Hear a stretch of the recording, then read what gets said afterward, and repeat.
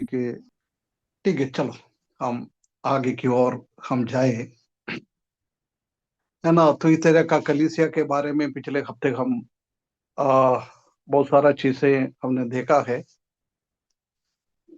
Roman Catholic का कलीसिया का आरंभ, ये 6वीं शताब्दी से लेकर 15वीं शताब्दी का स्टार्टिंग तक क्या क्या कलीसिया में गलत शिक्षाएं आया है, गलत बातें आया है। परगमोस की कलीसिया में शैतान के साथ, दुनिया के साथ हाथ मिलाया है, परंतु तियतैरा का कलीसिया में आया जब उनका आ, गला मिलाना, है ना। एक परगमोस का कलीसिया में कलीसिया के साथ शादी हुआ है। तियतैरा का कलीसिया में शादी का सालगिरह मनाते जा रहा है ना। तियतैरा का कलीसिया के बारे में हमने देखा। आज हम देखे, हर एक कलीसिया में प्रभु यीशु मसीह अलग अलग तरीके से प्रभु यीशु मसीह के बारे में बताता है। इधर 18वें पद में कोई पढ़ लीजिए, 18वें पद। और थुआतीरा की कलीसिया के दूत को यह लिख कि पवित्र परमेश्वर का पुत्र, जिसकी आंखें आग की ज्वाला की नहीं और जिसके पांव उत्तम पीतल के समान है, यह कहता है कि हाँ बस, या ना। इधर प्रभु यीशु मसीह के बारे में तीन बातें बता रहा है। पहला बता रहा है वो परमेश्वर का पुत्र है। दूसरा बता रहा है वो उसी का आंग आग की जैसी ज्वाला से भरा हुआ आंग है, और उसका पाव उत्तम पीतल से के समान है। ये तीन चीज प्रभु यीशु मसीह ने अपने बारे में इधर बता रहा है। हम जानता है कि अधिकतर कलीसिया में प्रभु यीशु मसीह अपने बारे में बताता है वो प्रकाशित वाक्य पहला अध्याय 14, 15, 16 पद में को प्रभु यीशु मसीह ने अपने बारे में दिखा रहा था। सेवन फोल्ड ग्लोरी, प्रभु यीशु मसीह का शरीर का एक एक अंग का 7 गुण हम उसी पदों में हम देख सकता है। उसी में से ये कलीसिया को लिखता है जब भी हम जानता है।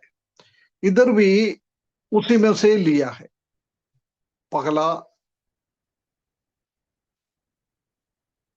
का अध्याय, प्रकाशित वाक्य पहला अध्याय 14, 15, 16। एक बार पढ़ना ब्रदर। उसके सिर और बाल श्वेत ऊन वरन पाले के से उज्ज्वल थे, और उसकी आंखें आग की ज्वाला की नाई थी, और उसके पांव उत्तम पीतल के समान थे, जो मानो भट्टी में तपाए गए हो। और उसका शब्द बहुत जल के शब्द की नाई था। और वह अपने दाहिने हाथ में 7 तारे लिए हुए था, और उसके मुख से चोखी दोधारी तलवार निकलती थी। और उसका मुंह ऐसा प्रज्वलित था, जैसा सूर्य कड़ी धूप के समय चमकता है। है ना। इधर भी ये दोनों चीजों के बारे में लिखा हुआ है, उसका आंख के बारे में, उसका पैर के बारे में, है ना। वो इधर भी प्रभु यीशु मसीह बताता है। हम जानता है कि कलीसिया का स्वभाव कैसा है, उसी हिसाब से प्रभु यीशु मसीह कलीसिया को हमेशा उनके बारे में बताता है। इधर हम जानता है कि ये तियतैरे का कलीसिया बहुत खतरनाक कलीसिया है। इतना गिल्तियाम परमेश्वर के वचन के हिसाब से नहीं चल रहा है। परमेश्वर का वचन पढ़ने के लिए नहीं है। परमेश्वर का वचन किसी को पढ़ नहीं सकता है। या ना, ये इस दुनिया का कलीसिया का लोग क्या बोल रहा है वो उनको सुनकर उसी हिसाब से चलना है। इसलिए प्रभु बोल रहा है, मैं तुम्हारे बीच में एक न्याय करने के लिए, प्रभु यीशु मसीह से आंग से निकल रहा है वो ज्वाला, वो आग जैसी आंख, वो कलीसिया के ऊपर का दंड को दर्शाता है। और उनका पाव, वो भी पीतल से, जलते हुए पीतल। पीतल भी ऐसी बहुत शक्तिशाली एक धातु है, परंतु वो जलते हुए भट्टी के अंदर से निकल रहा हो तो और खतरनाक हो जाता है, और खतरनाक हो जाता है। इसलिए आज हमारा कलीसिया का स्वभाव क्या है, कैसी हमारा कलीसिया हम चला रहा है, कैसी हमारा कलीसिया चल रहा है, उसी हिसाब से प्रभु यीशु मसीह हमारे कलीसिया में वो व्यवहार करता है। इसलिए हम बहुत डरते हुए, अच्छा से, प्यार में, भक्ति में, प्रभु का वचन के हिसाब से हमारा कलीसिया को चलाना है। हमारा कलीसिया ऐसी चलना है। यदि वो कलीसिया ऐसी नहीं चल रहा है, परमेश्वर अलग अलग तरीके से हमारा स्थानीय कलीसिया में, प्रभु यीशु मसीह कभी तलवार जैसी, मुंह से निकलने वाला तलवार जैसी, कभी आ, अभी हम पढ़ रहा है जलते हुए आग की, आग की जैसी जलते हुए आग की जैसी, और जलते हुए पीतल की जैसी, ऐसी ऐसी अलग अलग तरीके से प्रभु हमारे बीच में आ जाता है ना। सबसे पहला बोल रहा है ये परमेश्वर का पुत्र है, परमेश्वर का पुत्र। पहला अध्याय में हम देख सकता है कि प्रभु यीशु मसीह का बारे में बोल रहा है, वो मनुष्य का पुत्र बताता है, मनुष्य का पुत्र। इधर बोल रहा है परमेश्वर का पुत्र। प्रकाशित वाक्य में ये परमेश्वर का पुत्र लिखा है ना, वो सिर्फ इधर ही हम देख सकता है। बाकी कई जगहों में ये परमेश्वर का पुत्र का शब्द हम देख नहीं सकता है। परंतु नया नियम में टोटल 46 बार ये मन परमेश्वर का पुत्र का जिक्र किया हुआ है, 46 बार। उसमें से एक प्रकाशित वाक्य में अभी हम पढ़ रहा है, इधर ही है। बोल सकता है मनुष्य का पुत्र और परमेश्वर का पुत्र में क्या फर्क है। ये दोनों पहला अध्याय में मनुष्य का पुत्र के रूप में प्रभु यीशु मसीह आ रहा है। इधर ये कलीसिया में, तुयतैरा का कलीसिया में वो परमेश्वर का पुत्र जैसी आ रहा है। दोनों में क्या फर्क क्या है?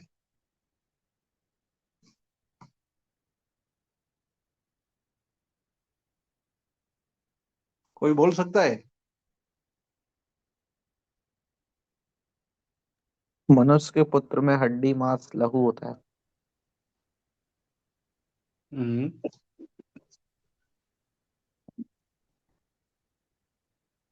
और ये दोनों प्रभु यीशु मसीह के बारे में ही बोल रहे हैं, मनुष्य के बारे में नहीं बोल रहे। प्रभु यीशु मसीह के बारे में ही बोल रहे। वो मनुष्य का पुत्र है और परमेश्वर का पुत्र है।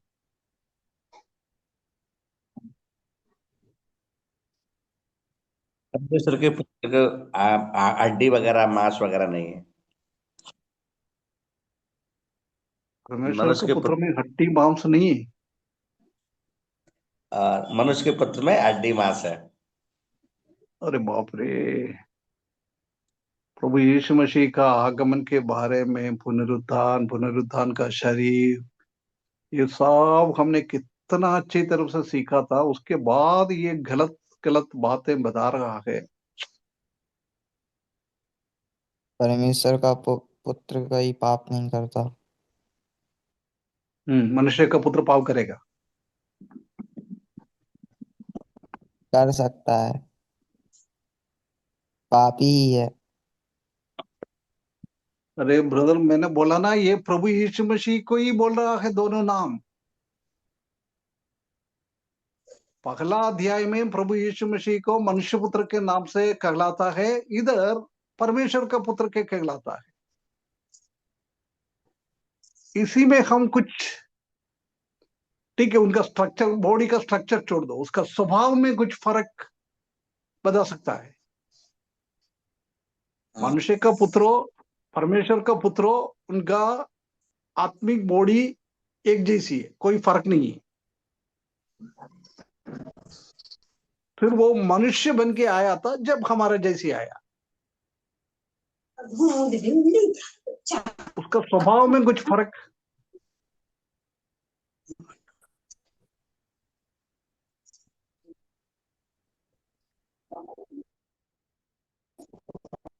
ठीक है, प्रभु यीशु मसीह मनुष्य का पुत्र बोलेगा तो उनके जीवन में विनम्रता, पाप में नहीं जन्मा, नम्रता, पाप में तो नहीं जना है, वो तो सही है, पाप में उनका नहीं जन्मा, स्वभाव में है ना, वो मनुष्य की जैसी आया है। पाप छोड़कर बाकी सब वो मनुष्य के स्वरूप में था, पाप नहीं था।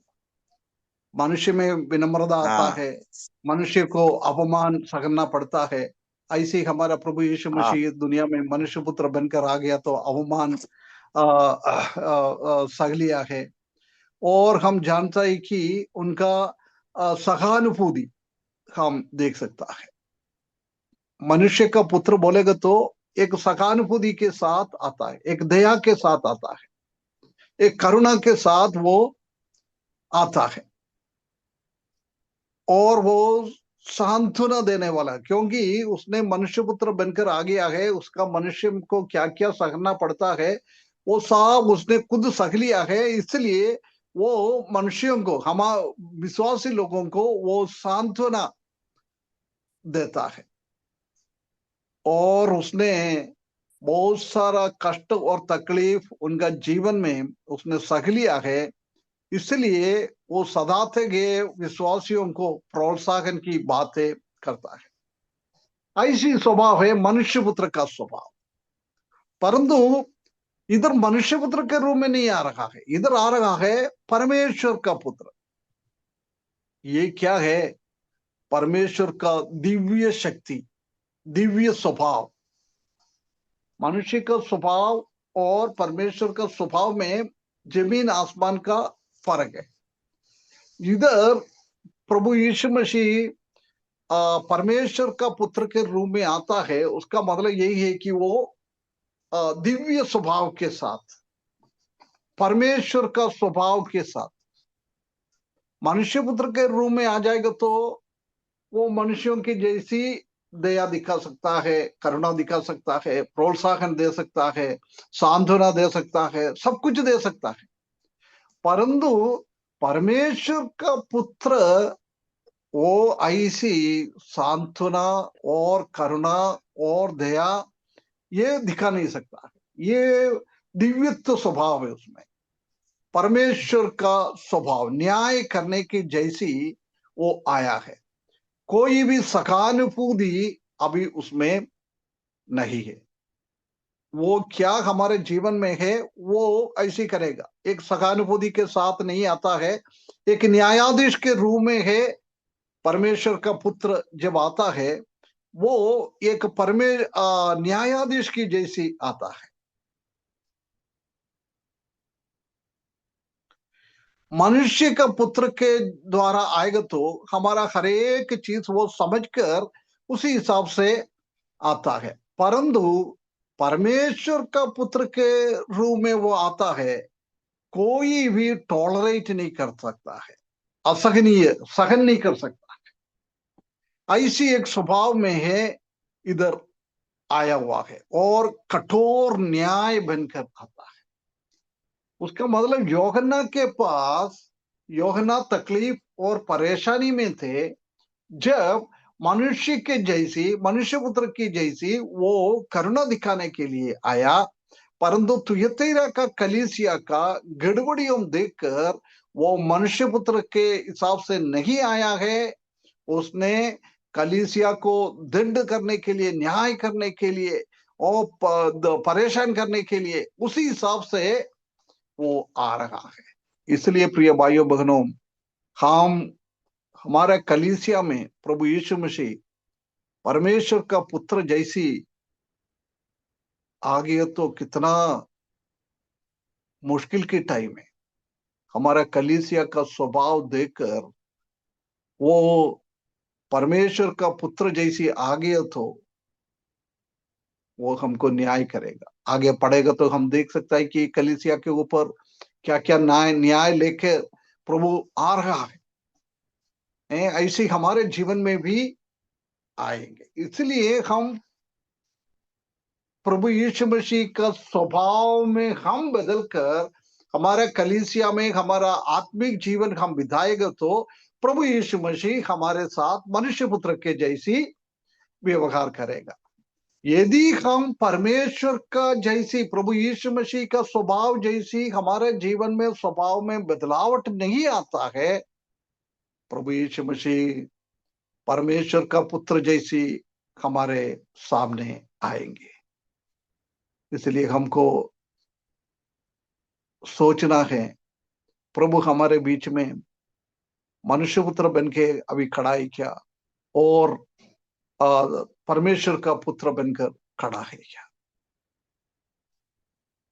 मनुष्य पुत्र के जैसी है तो अच्छी बात है, परंतु परमेश्वर का पुत्र जैसे आ रहा हो तो वो बहुत खतरनाक एक स्थिति है। ये दोनों में यही फर्क हम देख सकता है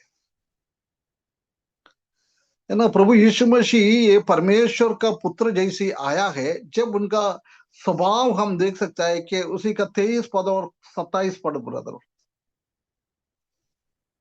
वो परमेश्वर का पुत्र के जैसे आया है, वो क्या कर रहा है। 23 पद उसके बाद 27। आप प्रकाश तो आक 2 का। हाँ, हम दूसरा दिया है। और उसके बच्चों को मार डालूंगा, और तब सब कलिसियां जान लेगी कि हृदय और मन को परखने वाला मैं ही हूँ, और मैं तुमसे हर एक को उसके कामों के अनुसार बदला दूंगा। और वह लोहे का राजदंड लिए हुए उन पर राज करेगा। जिस प्रकार कुम्हार की मिट्टी के बर्तन चकनाचूर हो जाते हैं, जैसे कि मैंने भी ऐसा ही अधिकार अपने पिता से पाया है। है ना। इधर एक हम देख सकता है कि तुम्हारा बच्चों को मैं मार डालूंगा।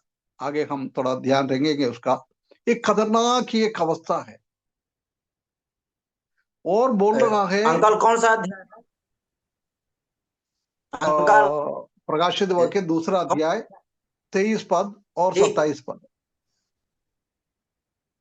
प्रकाशित वाक्य, हाँ, प्रकाशित वाक्य दूसरा अध्याय 18 से जी लेकर जी ठीक ठीक 29 तक है हमारा तेरे का जी कलीसिया का मैसेज। 18 से जी लेकर जी 29 तक ठीक है ना। उसी में 23 पद में जी लिखा है, ठीक। मैं तुम्हारा बच्चों को मार डालूंगा क्योंकि वो परमेश्वर का पुत्र है। और बोल रहा है तुम्हारा हरेक को उसके कामों के अनुसार बदला दूंगा। परमेश्वर का पुत्र है, यदि मनुष्य का पुत्र है तो ऐसे कर नहीं सकता है प्रभु यीशु मसीह को। इसलिए वो परमेश्वर का पुत्र का रूप में इधर आया हुआ है। उसके बाद बोल रहा है 27 पद में, राजदंड लिए हुए उन पर राज्य करेगा। है ना। उसी का अधिकार प्रभु यीशु मसीह को दिया हुआ है। ये कलीसिया के ऊपर भी वो राजदंड लेकर आ रहा है। कुमार के मिट्टी को बर्तन को कैसे चुकनाचूर करता है, ऐसी प्रभु यीशु मसीह कलीसिया को भी चुकनाचूर करेंगे। ये परमेश्वर का पुत्र है इसलिए, है ना। इसलिए हमारे जीवन में भी ऐसी ऐसी बातें आएगा। यदि हम परमेश्वर के वचन के हिसाब से नहीं चल रहा है, हम गलत में अभी भी चल रहा है, गलत गलत बातों में हम फंस जाता है, जब समझ लेना हमारा परिवार के ऊपर बहुत बड़ा परमेश्वर का दंड और हमारे कलीसिया के ऊपर परमेश्वर का बहुत बड़ा दंड आएंगे। है ना। इसलिए उसमें से हमको बचने के लिए हमको क्या करना है, हम परमेश्वर का वचन के हिसाब से हमारा जीवन बिताना है। परमेश्वर को प्रसन्न करते हुए हमारा जीवन बिताना है। यदि हम परमेश्वर के वचन के हिसाब से नहीं चल रहा है, परमेश्वर को प्रसन्न करते हुए हमारा जीवन नहीं बिता रहा है, समझ ले हमारे बीच में प्रभु यीशु मसीह परमेश्वर का पुत्र का रूप में आएंगे। कोई सहानुभूति नहीं है, कोई दया नहीं है, कोई करुणा नहीं है। हमने पाप किया है, उसी का दंड हमारे बच्चों के ऊपर भी देने वाला परमेश्वर का पुत्र है वो। इसलिए ऐसी स्थिति हमारे जीवन में नहीं आना चाहिए। वो हमारे बीच में इसलिए आता है कि हमारा कलीसिया के बीच का परमेश्वर के विरुद्ध में कितना कार्यवाही हम गंभीरता के साथ हम करता है कलीसिया के विरुद्ध में। बहुत बार हमारा जानता है कि हमारा कलीसिया का चलाने वाला प्राचीन और सुसमाचारक लोग कलीसिया को बिल्कुल सरल रीति में लेता है, परमेश्वर का वचन के हिसाब से नहीं, अपना मर्जी से कलीसिया को चलाता है। मैं ही हूं सब कुछ।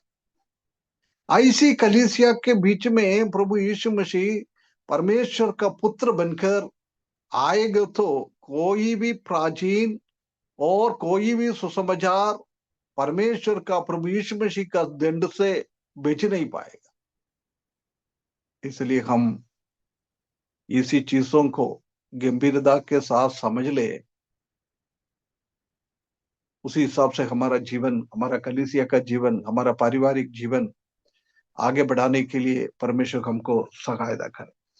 और दूसरा लिखा है, जिसकी आंख आग की ज्वाला की नाई है, आग की ज्वाला की नाई। उनका आंख में से आग का ज्वाला निकलता है। प्रभु यीशु मसीह इस दुनिया में आया था जब उनका आंख दया से भरा हुआ आंख था। वेदना सहने वाला लोगों के साथ बिल्कुल दयालु से, और वो लासर की कब्रिस्तान में जाकर उनका बहन लोगों के साथ वो भी रोया है। जरूरतमंद लोगों को देखकर उसी को दया आ जाता है। ऐसी एक दया से भरा हुआ आंग के जैसी प्रभु यीशु मसीह मनुष्य पुत्र होकर आया था। परंतु अभी ये परमेश्वर का पुत्र के रूप में आता है जब उनका आंख भी ऐसी आंख है, आंखों से हमेशा आग निकलता है, आग निकलता है, गुस्सा। हम जानते हैं कि कभी कभी हम कुछ गुस्सा हो जाएगा तो हमारा आंग है ना लाल हो जाता है। आग तो नहीं निकलता है परंतु लाल हो जाता है हमारा आंग, वो गुस्सा को दर्शाता है। हमारा आंग देख के लोग जान सकता है। अभी मैं मेरे घर पे मेरे बेटे के साथ झगड़ा हो गया है, मेरे को बहुत गुस्सा आ गया है, मैं कुछ उनसे झगड़ रहा था। जब आप में से कोई मेरे घर पे आया है, मेरा आंख देख के आपको समझता है घर पे कुछ लफड़ा चल रहा है। यानी इधर भी प्रभु यीशु मसीह का आंग ज्वाला जैसी, आग की ज्वाला जैसी चलने वाला प्रभु यीशु मसीह है। प्रभु यीशु मसीह का आंख इतना तेज है, इतना तेज है, लोगों का हर एक चीजों को वो देख सकता है। ये आग की जैसा ये आंख प्रभु यीशु मसीह का सर्व ज्ञान को दर्शाता है और सर्व शक्ति को और न्याय करने का आंख दर्शाता है। सर्वज्ञानी, सर्वशक्तिव्यापी और न्याय करने वाला प्रभु यीशु मसीह का आंखों के सामने कोई भी चीज छिपा नहीं कर सकता है। सब खुला खुला परमेश्वर को कहीं भी, प्रभु यीशु मसीह कहीं भी बैठे उधर बैठकर इसी बात को अच्छा से देख पाता है। है ना, वो ही आंख को ये दर्शाता है। कलीसिया के अंदर क्या क्या चल रहा है वो ये आंख के द्वारा परमेश्वर प्रभु यीशु मसीह देख सकता है। परमेश्वर के विरुद्ध में क्या क्या काम चल रहा है वो देख सकता है। अभी 20वें पद एक बार पढ़ना होगा। अभी हम पढ़ रहे हैं उसी समय से 20। पर मुझे तेरे विरुद्ध ये कहना है कि तू उस स्त्री इजेबेल को रहने देता है, जो अपने आप को भविष्यवक्ताहीन कहती है और मेरे दासों को व्यभिचार करने और मूर्तों के आगे के बलिदान खाने को सिखला कर भरमाती है। है ना, ये गलत है इनके। ये भी आगे आगे अपन पढ़ेंगे, आज उसके बारे में ध्यान नहीं दे रखा है ना। या ऐसी कलीसिया में कई गलत चीजें हो रहा था। वो स्वर्ग में बैठकर प्रभु यीशु मसीह का ये जलते हुए आंख के द्वारा उसने कलीसिया के अंदर क्या चल रहा है हर एक चीजों को देख रहा था। आज भी हमारा स्वर्ग में विराजमान प्रभु यीशु मसीह उसी आंग का शक्ति के द्वारा द्वितीय असेंबली में क्या चल रहा है और कलीसिया में क्या चल रहा है, हम कौन सी कलीसिया से आया है, अपना अपना कलीसिया में क्या हो रहा है, क्या गलती चल रहा है, क्या गलत कर रहा है, क्या गलत शिक्षा दे रहा है, क्या गलत चीज हम प्रैक्टिस कर रहा है, ये सब कुछ हमारा प्रभु यीशु मसीह स्वर्ग में बैठकर इसी आंखों के द्वारा देखता है। हमारा हृदय के अंदर तक उसका आंख का शक्ति वो ज्वाला चला जाता है। एक बहुत बड़ा स्कैनिंग मिशन है प्रभु यीशु मसीह का आंख। अभी तक अभी सुनिया दुनिया में हृदय के अंदर क्या बात चल रहा है, दिमाग में क्या बात चल रहा है, वो समझने के लिए कोई स्कैनिंग मशीन नहीं है। हमारा दिमाग में, ब्रेन में कोई गलती है तो, ब्रेन में कुछ गलती है तो, और हृदय में कुछ गलती है तो, कुछ मिस्टेक है तो, वो देखने के लिए स्कैनिंग मशीन आज हम देख सकता है। परंतु हृदय के अंदर की विचार देखने के लिए और हमारा दिमाग में चल रहा है चीजों को देखने के लिए कोई भी मशीन आज हम दुनिया में अभी तक फाइंड आउट नहीं किया है, आगे भी हो भी नहीं सकता है। ये सब परमेश्वर का काम है।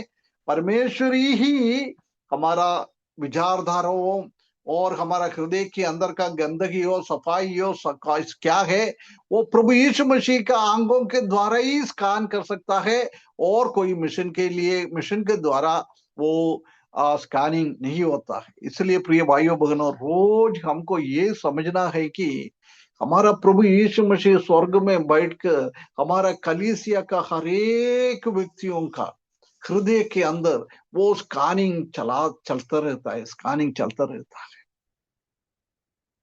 हमारा अंदर क्या चल रहा है। यदि हमारा हृदय में, हमारा विचारों में कुछ गलत चल रहा है, परमेश्वर वो जानता है अच्छी तरफ से। कुछ अच्छा हम विचार करता है, अच्छा काम कर रहा है, वो भी परमेश्वर जानता है। बड़ा भलाई हो बुराई हो कुछ भी हो, हमारा हृदय के अंदर हमारा दिमाग में चल रहा है, उसी चीज को प्रभु यीशु मसीह अच्छी तरफ से समझने वाला प्रभु यीशु मसीह का आंख को ये दर्शाता है। इसलिए प्रिय भाइयों बहनों, ये थिएतेरा का कलीसिया में नहीं, आज हमारा भी स्थानीय कलीसिया में प्रभु यीशु मसीह ऐसी आ रहा है, ऐसी आ रहा है। उसका दृष्टि हम समझ नहीं सकता है। वो हमारे हृदय के अंदर बेचता है, वो अंदर घुस जाता है बहुत शक्ति के द्वारा। अंदर तक प्रभु यीशु मसीह का दृष्टि चले जाता है। हमारा मांस हो, हड्डी हो, कुछ भी हो, उसी के अंदर से वो भेद कर सकता है। ऐसी है हमारा प्रभु यीशु मसीह का आंख।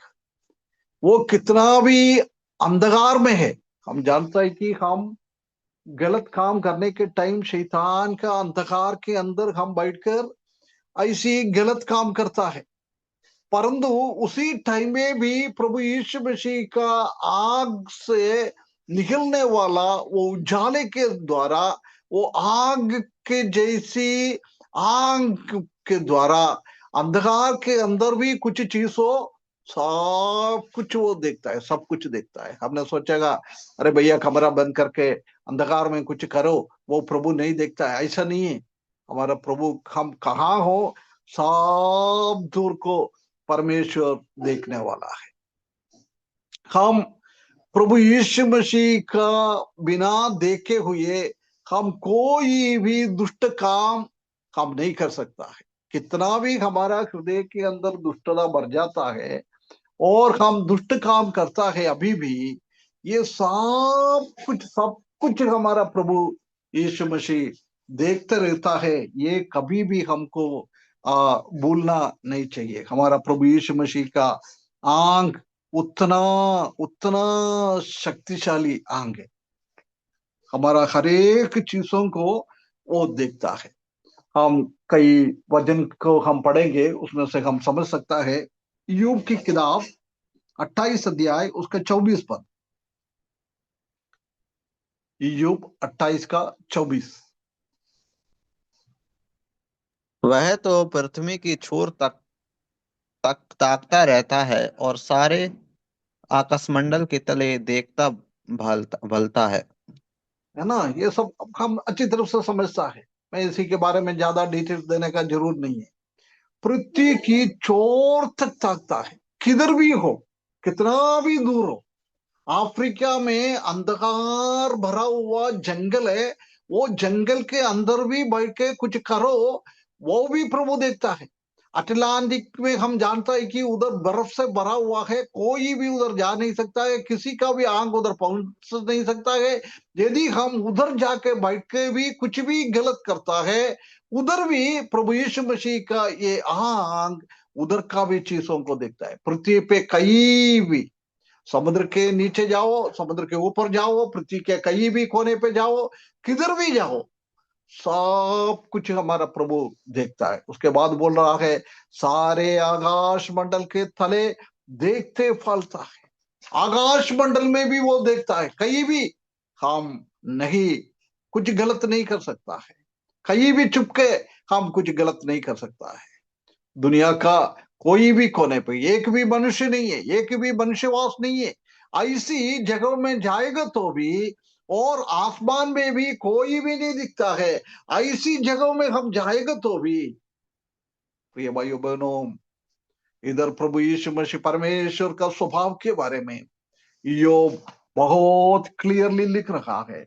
वह तो परमेश्वर तो पृथ्वी की चोर तक ताकता रहता है और सारे आकाश मंडल के तले देखते रहता है। वो आकाश हो, पृथ्वी हो, कुछ भी हो, सब दूर उनका आंख पहुंचता है, उनका दर्शन, उनका दृष्टि सब दूर पहुंचता है। हम परमेश्वर की दृष्टि से अलग होकर हम कुछ भी नहीं कर सकते। कोई अंधकार हो, कोई भी कहीं भी कोने पे हो, कुछ भी नहीं होता है। और हम पढ़े भजन 90 का 8। भजन 90 का 8। क्योंकि हमारे सब दिन तेरे क्रोध में बीत जाते हैं, हम अपने वर्ष शब्द की नाई बिताते हैं। 90 का 8। तू ने हमारे अधर्म के कामों से अपने सम्मुख और हमारे छिपे हुए पापों को अपने मुख की ज्योति में रखा है। देखो ना, हमारा अधर्म मूसा बोल रहा है, ये मूसा का वचन है 90। मूसा बोल रहा है तूने हमारा अधर्म को, अधर्म के कामों से अपना सन्मुख हम किधर भी जाके कोई भी अधर्म करे, कोई भी विचार करे, हमारे दिमाग में जाए, हमारे हृदय में जाए, वो सब परमेश्वर के सामने दिखता है, परमेश्वर के सामने दिखता है।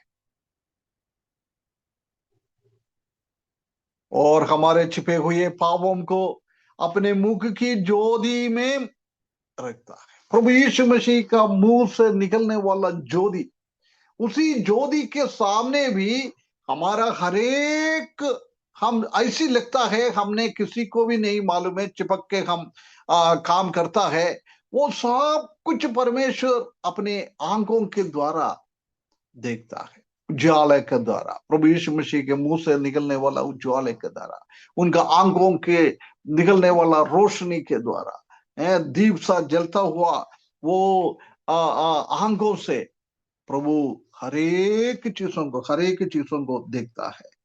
उसका 94 का 9, 94 का 9। जिसने कान दिया क्या वह आप नहीं सुनता? जिसने आंख रची क्या वह आप नहीं देखता? है ना, बोल रहे जिसने हमको आंख बनाया है, जिसने हमको कान बनाया है, हमको सुनने के लिए और देखने के लिए, वो परमेश्वर, तो ये भाइयों बहनों, हमारा हरेक चीजों को देख सकता है, हमारा हरेक चीजों को सुन सकता है। ये परमेश्वर का स्वभाव। हम बिना परमेश्वर के जानकारी में, बिना परमेश्वर जानते हुए हम कुछ भी हम कर नहीं सकता है। सब कुछ परमेश्वर देखता है। इसलिए भाई के साथ हमारे जीवन बिताना बहुत जरूरी है। नहीं है तो ये तेरे का कलीसिया का जैसी परमेश्वर का क्रोध हमारे ऊपर भी आएगा। भजन 139 का 23,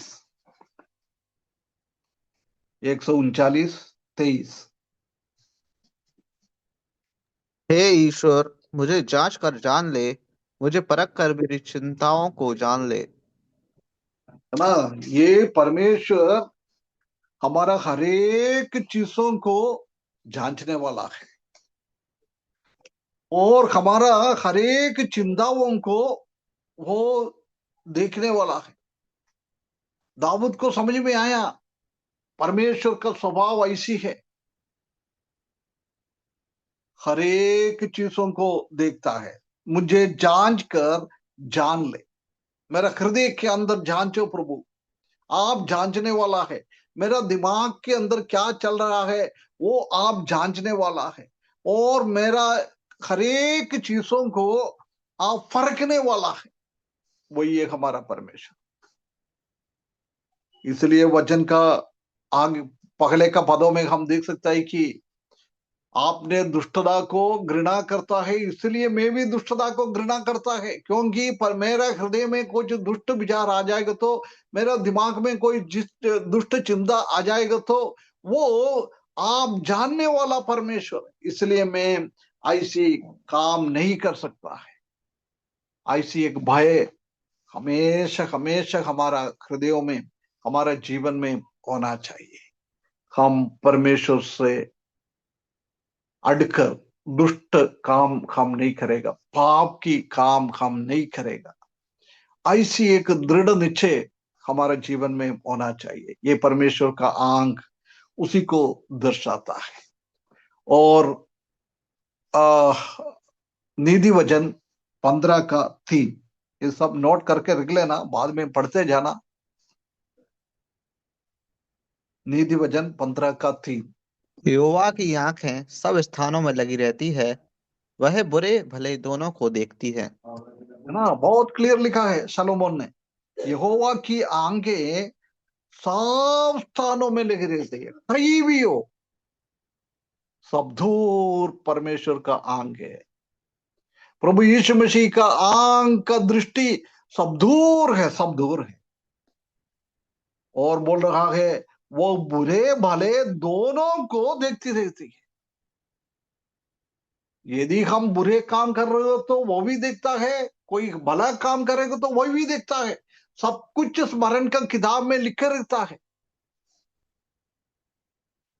न्याय के सिंहासन के बारे में हम पढ़ रहा था, जब हमने वो स्मरण का किताब देख रहा था, हमारे जीवन में एक एक दिन में हम अच्छा काम कर रहा है, भला काम कर रहा है, बुराई कर रहा है, सब कुछ प्रभु यीशु मसीह अपने आंखों के सामने देखते हुए, वो अपने आंखों के द्वारा स्कैन करते हुए हर एक चीजों को वो स्मरण का किताब में लिखता रहता है। इसलिए वो न्याय के सिंहासन के सामने वो स्मरण का किताब लेके आता है, हमने क्या भला किया है, हमने क्या बुरा किया है। ये हमारा प्रभु यीशु मसीह का आंख कितना कितना कितना खतरनाक है, बहुत खतरनाक है प्रिय भाई। उनके आंखों के सामने हम सतर्क रहे, कभी भी हम गड़बड़ ना करें, परमेश्वर के वचन के हिसाब से हमारा जीवन चलाए, परमेश्वर क्या चाहता है ऐसी हमारा जीवन चलाए, ये परमेश्वर चाहता है। हम जानते हैं कि परमेश्वर की आंखों में ऐसा कोई भी गुफा नहीं है, उधर परमेश्वर का आंख नहीं चलता है ना। एक बार प्रकाशित वाक्य में हम देख सकते हैं कि परमेश्वर का बहुत बड़ा प्रकोप आने के टाइम पापी लोग ऐसी चिल्ला रहा था, ये पहाड़ और पत्थर हमारे ऊपर आ जाए, क्योंकि परमेश्वर हमको देख नहीं पाएंगे, हम परमेश्वर को भी देख नहीं पाएंगे। लोग ऐसी समझता है,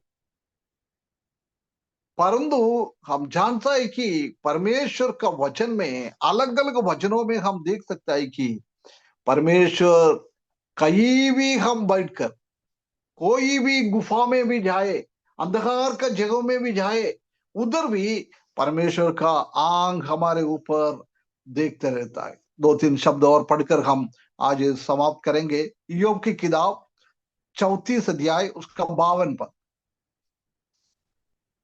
जॉब 34:22।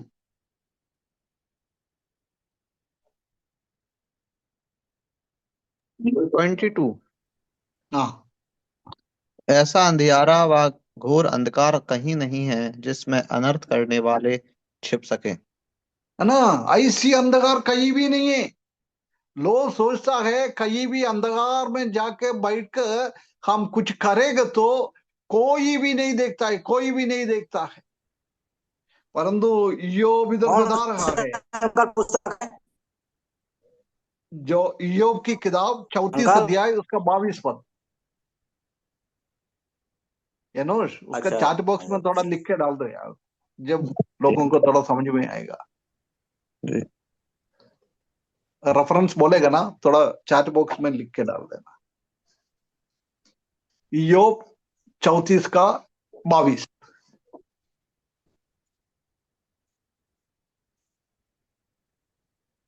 डाल दिए क्या?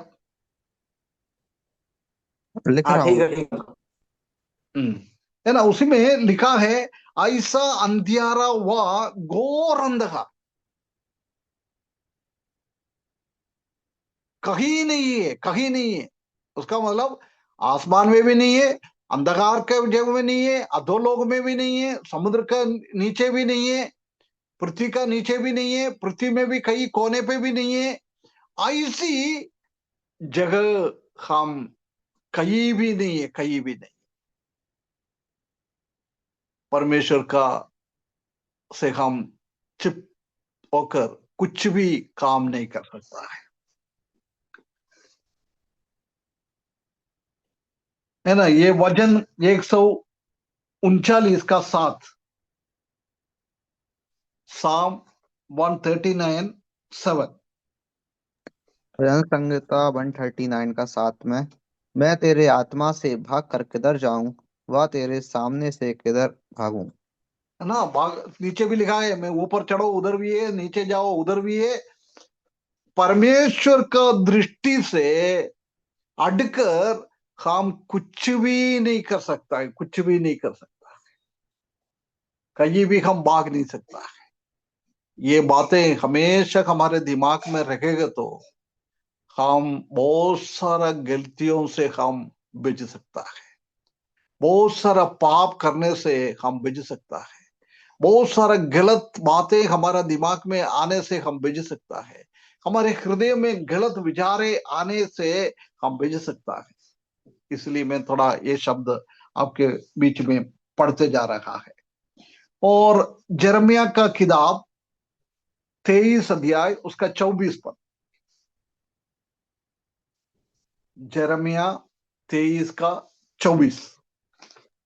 यिर्मयाह 23 का 24 में, फिर यहोवा की यह वाणी है, क्या कोई ऐसे गुप्त स्थानों में छिप सकता है कि मैं उसे ना देख सकूं? क्या स्वर्ग और पृथ्वी दोनों मुझसे परिपूर्ण नहीं है? है ना, बहुत क्लियरली बोल रहा है। क्या बोल रहा है? फिर यहोवा की ये वाणी है, क्या कोई ऐसा गुप्त स्थानों में छिप सकता है क्या कि मैं उसे ना देख सकूं? मेरा दृष्टि से ऐसी कौन सी जगह में जाकर आप गड़बड़ियां कर सकता है? और बोल रहा है, क्या स्वर्ग और पृथ्वी दोनों मुझसे परिपूर्ण नहीं है क्या? है ना, स्वर्ग में भी पृथ्वी पे भी प्रभु परमेश्वर है, प्रभु यीशु मसीह है ना। एक वचन में ऐसा लिखा है, मेरा सिंहासन स्वर्ग में है और मेरा पाँव रखने का जगह पृथ्वी पे है। उसका मतलब प्रभु परमेश्वर पृथ्वी पे भी आसमान में भी सब दूर भरा हुआ है। इसलिए ऐसा कोई भी जगह नहीं है हम जाकर परमेश्वर का दृष्टि से अड़कर कुछ कर सकता है। प्रिय भाइयों बहनों, ये हर एक चीज परमेश्वर हमारे जीवन में हम क्या क्या कर रहा है, ये देखकर परमेश्वर ने अपना किताब में ये सब बातें लिख के रखा है। एक और पद पढ़ के हम समाप्त करें। आमोस की किताब 9 अध्याय उसका दूसरा पद। आमोस 9 का दूसरा।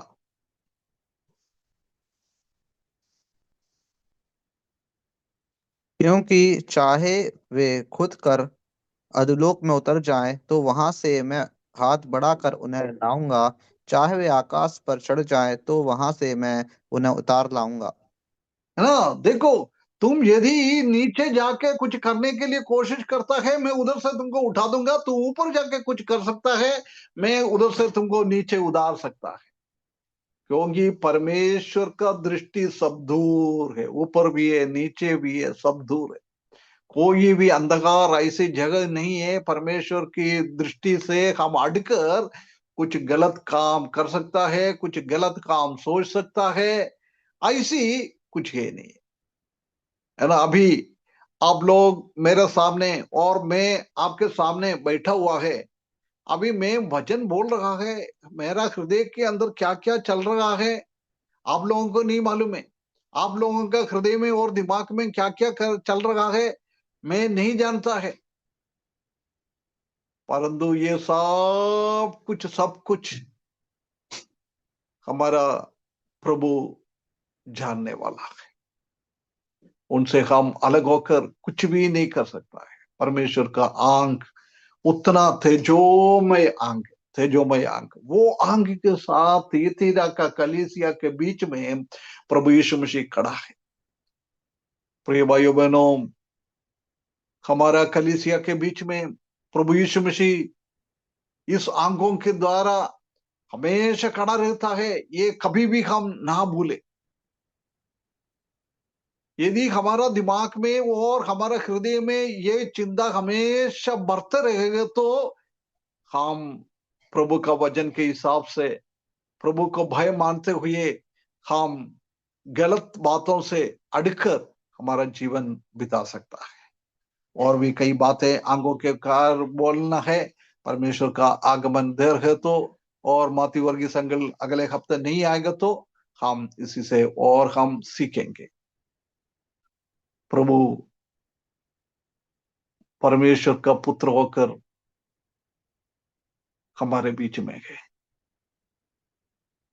प्रभु यीशु मसीह वो बहुत बड़ा स्कैनिंग मशीन के जैसी है उनका आंख। उसमें से हम बिछ नहीं पाएगा। इसलिए प्रिय भाइयों बहनों, हम परमेश्वर का वचन में, परमेश्वर का भक्ति में, भय में हमारा जीवन बिताने के लिए परमेश्वर हमको सहायता करे। हमेशा हमेशा हमारे हृदय में ऐसी एक भय होना चाहिए, जब हम अच्छा काम प्रभु के लिए कर सकता है। यदि ये भय हमारा हृदय में नहीं है, हमारे जीवन में नहीं है, हम भी गलत रास्ते में जा सकता है ना। इसलिए हमने कई कई बातें आज हमने देखा, कई रेफरेंस हमने देखा है, वो प्लीज नोट करके बार बार वो याद करें, वो पढ़े, जब हम अच्छा मसीही जीवन बिता सकता है। परमेश्वर हमको सहायता करे ऐसी एक जीवन बिताने के लिए। अभी उमरियापान में और क्लास है, इसलिए मैं इधर समाप्त करता हूँ। परमेश्वर सबको मदद करे, सहायता करे। आप लोगों को सीखना है, इसलिए कभी कभी कुछ गलतियां देखेगा तो मैं बोलता रहता है, इसलिए आप लोगों के मन में कुछ इकट्ठा ना रखना है।